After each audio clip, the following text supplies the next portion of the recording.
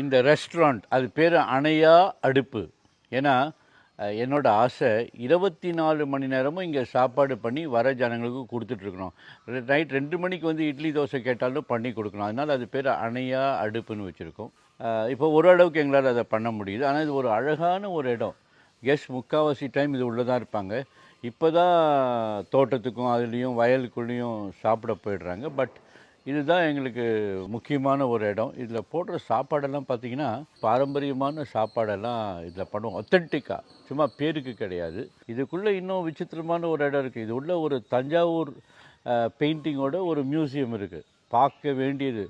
சிறப்பான, very unique and ரொம்ப விலை உயர்ந்த தஞ்சாவூர் பெயிண்டிங்லாம் இது உள்ளே இருக்குது. இந்த இடத்துல ஏதோ ஒரு எனக்கே தெரியாத அளவுக்கு ஒரு எனர்ஜி இருக்குங்க.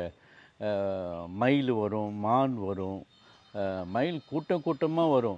இப்போ நம்ம சுவாமிமலை முருகன் கோயிலில் பார்த்தீங்கன்னா கூட சில டைம் அங்கெல்லாம் மயிலே பார்க்க முடியாது. ஏன்னா எல்லா மயிலும் இங்கே மைக்ரேட் ஆகிடுச்சு, இங்கே இருக்காங்க.